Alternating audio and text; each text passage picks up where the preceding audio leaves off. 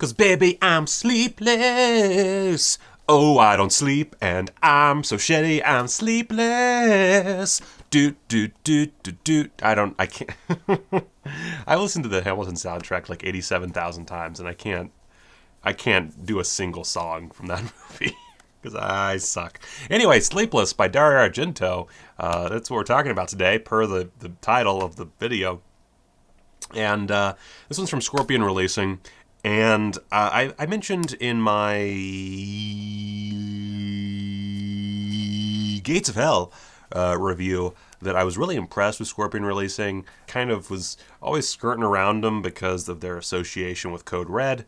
And now that I've watched three of their releases with Opera, which I'll review eventually, now we're on Sleepless, and I honestly, like, for the most part, really love their releases. These slipcovers, while the designs are pretty good, are not amazing as far as slipcovers go, but I've mentioned this before. I appreciate slipcovers. They are not a mandatory thing. They are not something that get my rocks off. They are perfectly good, and this is a perfectly fine cover. Now, it is the exact same art as what's in the insert, or what's on the insert, and if you open it on up, there is no alternate artwork.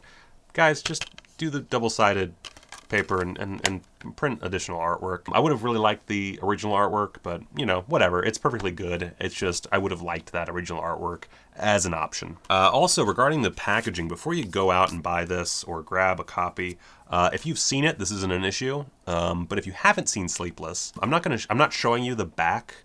Actually, I'll just do this. So here's kind of the back. The reason I'm censoring it, there's a spoiler on the back. There's a big gargantuan spoiler on the back of this disc, and I don't know why it's there. I don't know why, out of all the there's a lot of great images in this movie that you could put on the back cover, but there's just a big old spoiler. Why would you do that? What's wrong with you, Scorpion Releasing? Come on, step up your fucking game. What a dick move.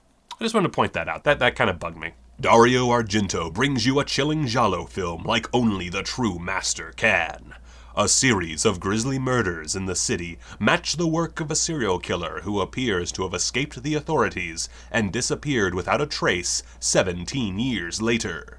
A retired police detective, Max von Sydow, the exorcist, who is familiar with the case, comes out of retirement to catch the killer. That is so not the plot of this movie. I mean, it's kind of the plot, but that's not... He doesn't come out of retirement, really. Like, he doesn't become a police officer again. He helps out, but he's not even the main character. Come on. What the shit?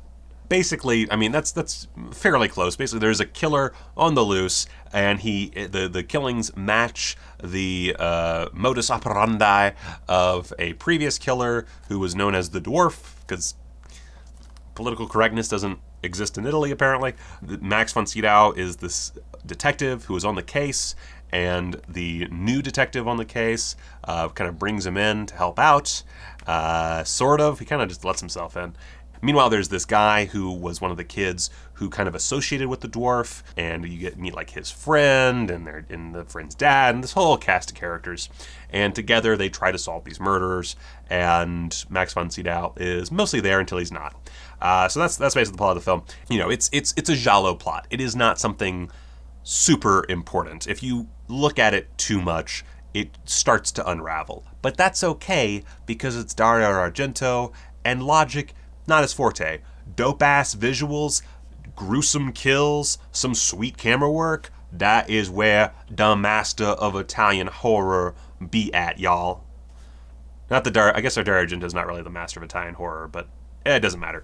Sleepless is an interesting amalgamation of various Argento elements, including the use of animals, an extremely pointless crane shot that I think is supposed to be a callback to Tenebrae, and one twist that doubles as a sort of allusion to Deep Red, amongst many, many others. There's a lot of visual and story allusions to other films from Dario Argento's career, but at the same time, I wouldn't say this really feels like a film that is trying too hard to ape those aspects of, arguably better films. But it definitely is Argento pulling from his old bag of tricks and kind of throwing them across the table and going, "Hey guys, I'm back."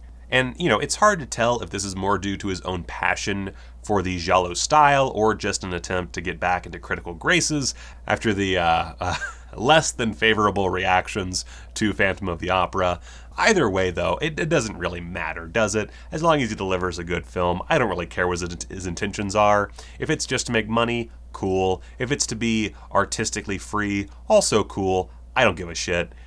Sleepless, long story short, is pretty good. While there is that lack of the 70s, 80s aesthetic that really helps the classics of Argento's filmography, the man still knows how to put together a stylish production. I mean, he doesn't always do it, but he is certainly capable of it, and he certainly does it most of the time.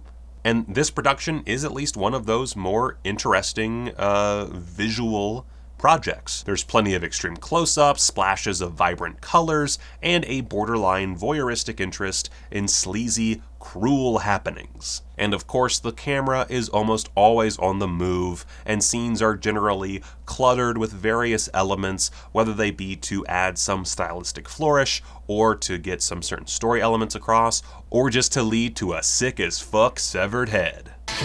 Another stylistic element that I'm quite fond of is the use of Goblin, returning here as the full band for the first time since Suspiria. It's a pretty rockin' score, and while it doesn't quite reach the heights of films like Suspiria or Deep Red, the music still adds several layers of atmosphere to the proceedings.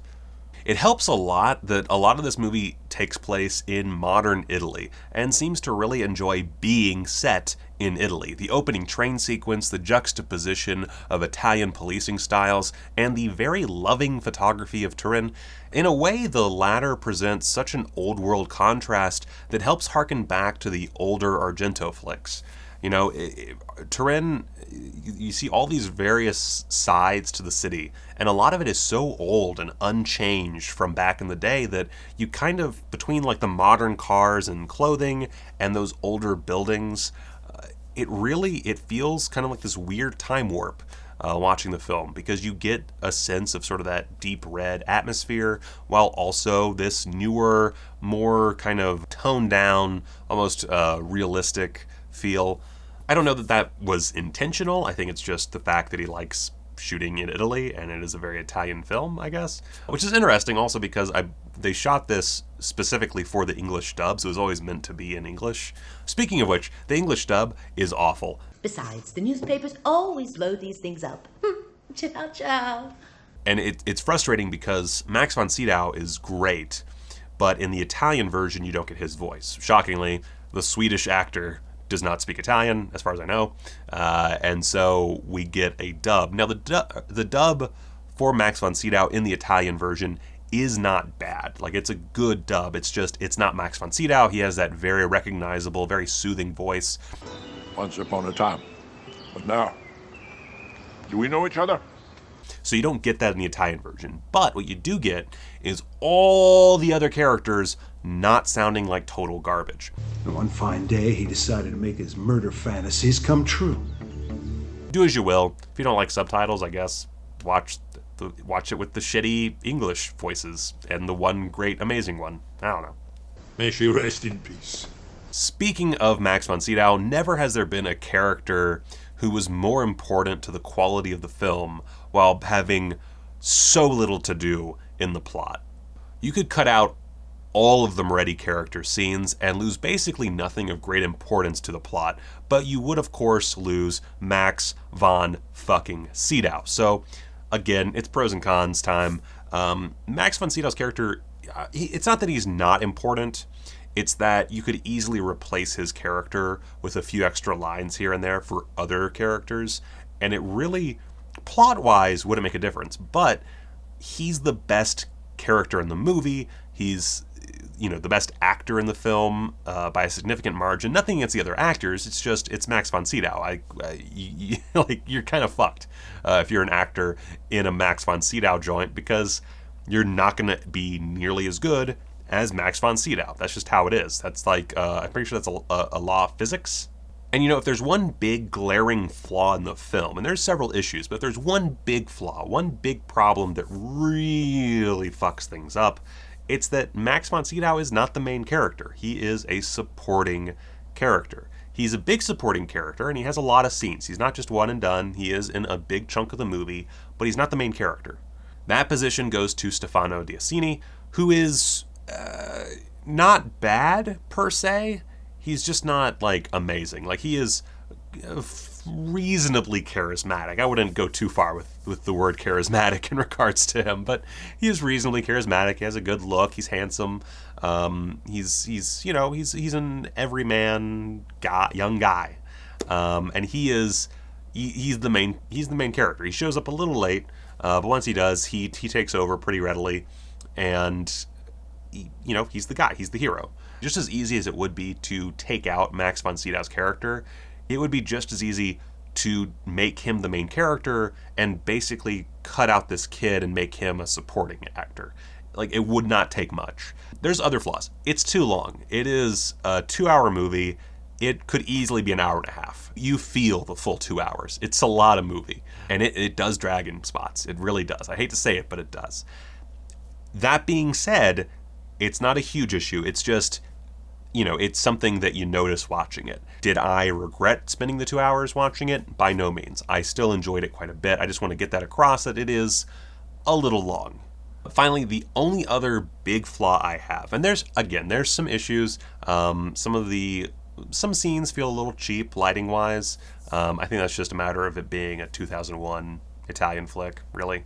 But for the most part, it's a beautiful film to look at, and it delivers a ton of thrills. The gore is fantastic. It has some really cringe-inducing shit. There's one thing involving fingernails that will have you going, and I really, again, I think this is a super underrated film. I know a lot of people like to shit on this movie. I don't get why. It is a lot of fun. That being said, this has got to be one of the worst Argento twists of all time. Not because it doesn't make sense. It does, to a degree, make sense. But it is one of the easiest to figure out. A lot of his twists require a lot of cheating, and I think part of that might be because Argento was never particularly good at coming up with an actual plot twist. A lot of his twists are stylistic. The Birth of Crystal Plumage, Deep Red, Tenebrae, they all have these very, cheat twists. They're all cheats. They make sense, but a lot of it is people not remembering things right or seeing things a little weird.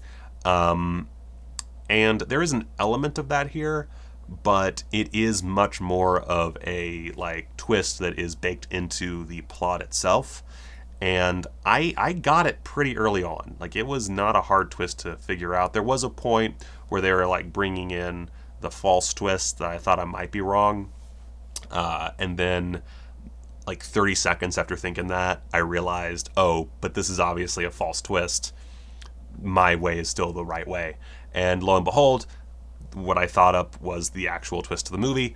I don't know that everybody would get it, but I think anyone who is very big into mystery movies, if you're big into Agatha Christie type shit, or if you've watched a lot of giallo, you're probably going to figure it out pretty quickly. It is not a tough twist to nail. Regarding the transfer itself, this is overall really good. It's a solid transfer. Grain structure is kept intact. Colors are vibrant. Blacks are very deep and pleasing.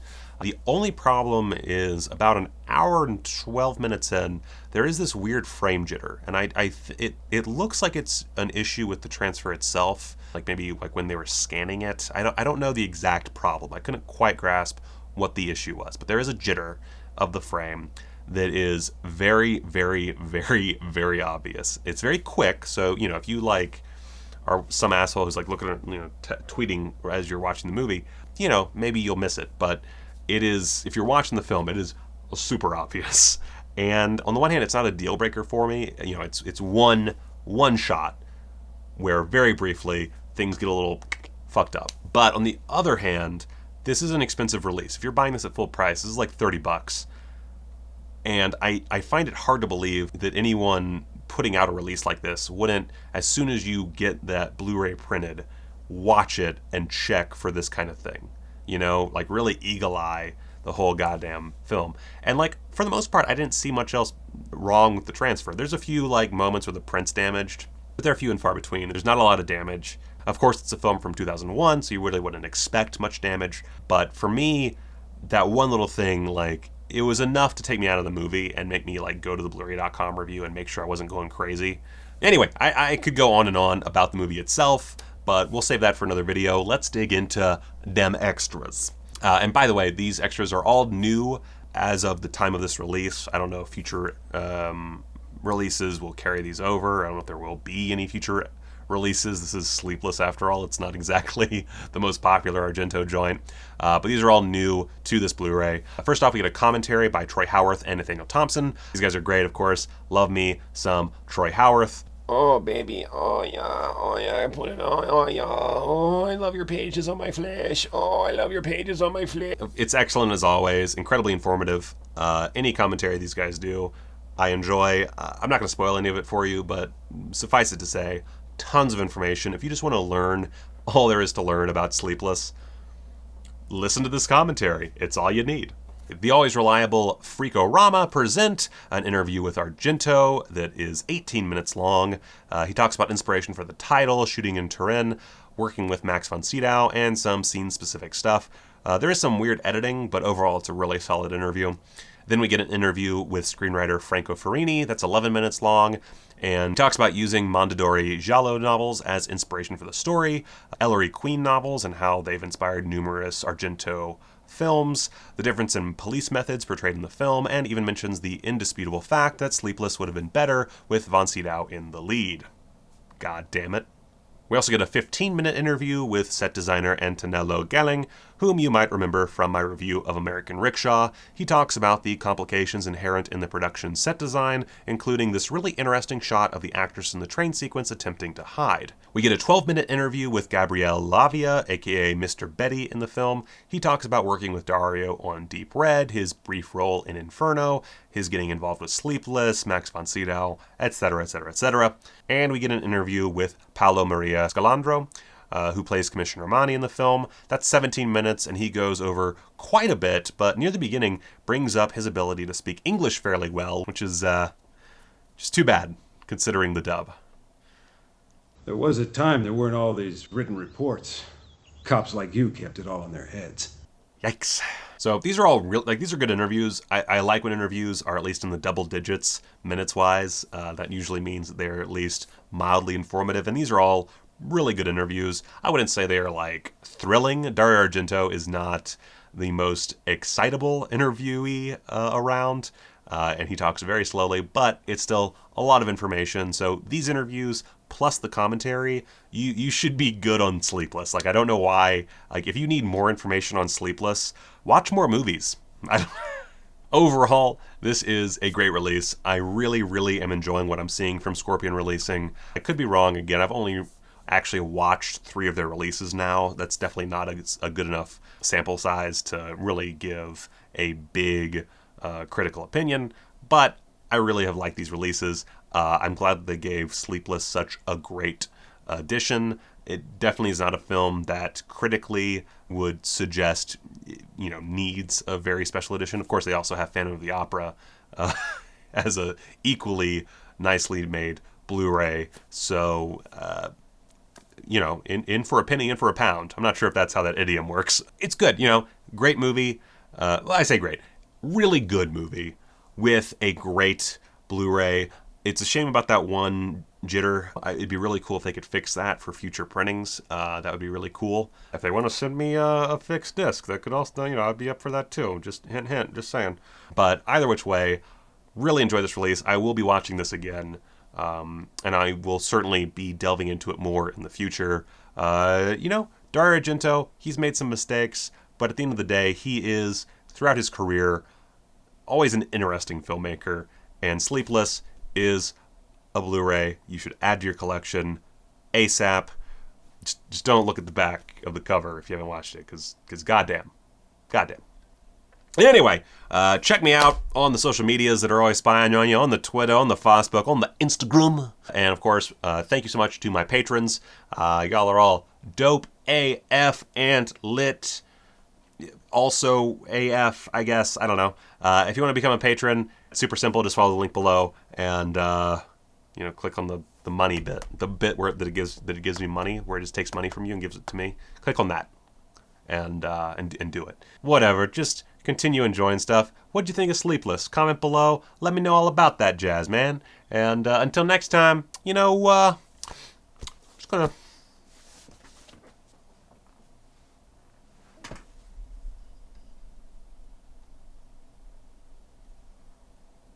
go watch a movie.